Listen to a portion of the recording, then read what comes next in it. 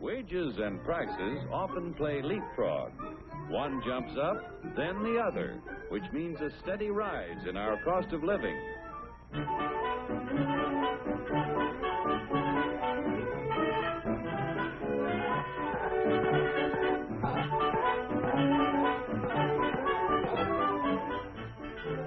The Dilly Doll Factory is a happy shop. But Joe, our doll painter friend, seems to be a little down in the mouth, which even shows in his work.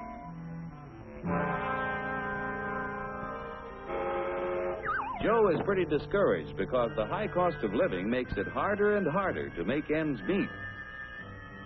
Hiya, Joe, old boy. Hello. Better look in that envelope. Wow, a raise! And just in time to buy the kid a birthday present. What'll I get? Let's see. A dress? Bicycle? Roller skates? Shoes? A book? A doll? A doll!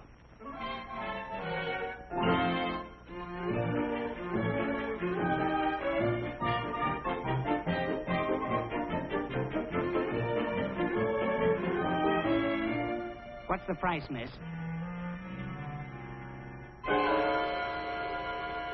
I work in a factory that makes this doll. $2 is too much. I'm very sorry, sir, but your company charged us more for this shipment, so we had to raise our selling price. We got a wage increase, all right, but it couldn't raise the price that much. It just takes a little wood, rubber, paint, cloth, and a phony wig to make that doll. There's only about 10 cents worth of materials in the whole thing. You pirates, crooks, bandits, you robbers! You're right about the cost of raw materials in that doll, about 10 cents worth. Raw materials in practically everything we buy are worth little until labor transforms them into finished products. For example, how much do you think the raw materials cost in that car? Oh, about $300. You've got a surprise coming. It takes 4.5 tons of coal, 2 3/4 tons of iron ore, 50 pounds of cotton, 14 pounds of cured and finished wool, aluminum, zinc, lead, copper, and countless other raw materials to make an automobile. Without the addition of labor costs, these things are worth about $22. The raw materials require the accumulated labor of thousands of people in countless crafts to transform them into a finished automobile. Miners dig the coal and iron ore. Railroad and maritime workers transport these materials to the steel mill, where workers convert the ore into finished steel. The wages of railroad workers add to the value of steel when it is transported to automobile factories. The cotton that goes into a car accumulates labor cost from the farmer who tills the soil, from workers who sow the seed, and help to raise the cotton. Wages paid to other workers add to the value of the cotton as it is moved from the field to the cotton gin, where it is processed. Other workers transport the cotton to the automobile factory. The wool that is used to make a car is worth little while it is still on the sheep. When the labor cost of a sheep shearer is added, the value of the wool is increased by his wages. When all of the parts and materials finally reach the factory for assembly, the labor cost of automobile workers must be added to the price of the car.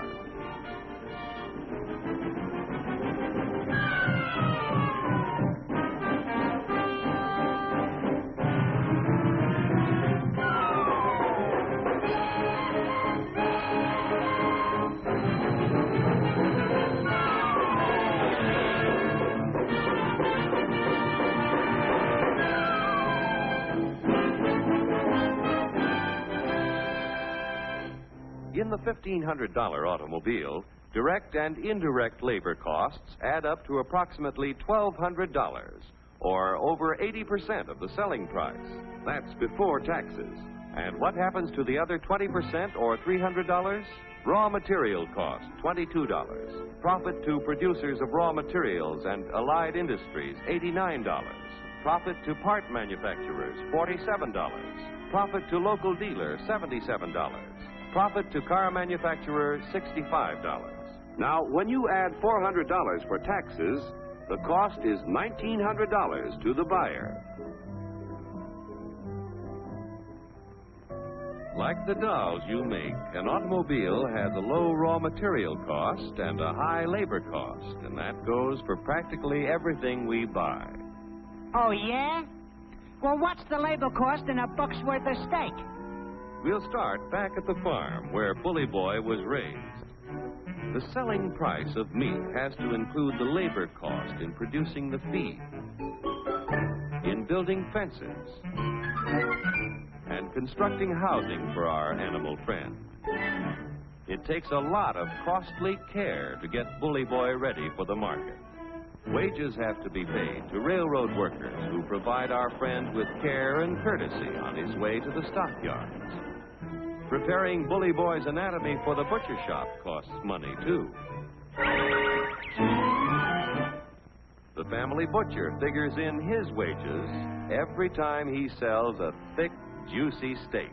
Forgetting taxes for a moment, the labor cost in a dollar's worth of meat adds up like this. Workers raising beef, 24 cents. Transportation workers, 1/2 cent. Packing house workers, 42 cents. Meat delivery drivers, 1/2 cent.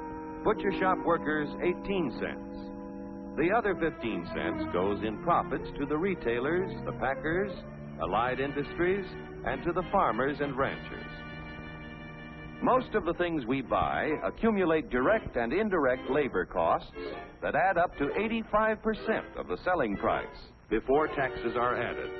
Generally speaking, a wage raise means a corresponding rise in prices, unless productivity is increased proportionately. What do you want, a guy with 4 arms? 4 arms?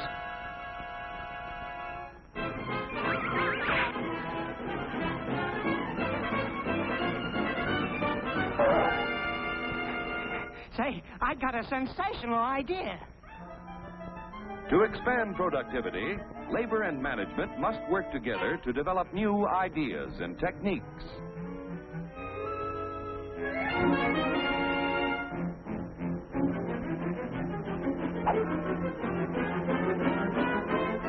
To expand productivity, capital must finance the creation of more efficient tools and plants.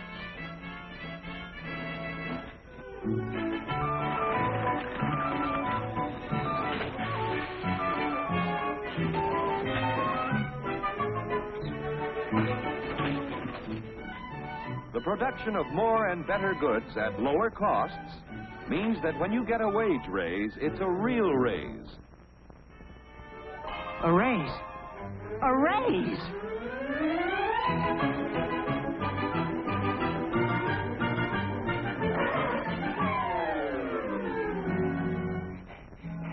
I want to buy a doll. How much? Now you've got a real wage raise, because you can buy more with what you earn. With increased productivity, wages can keep ahead of prices.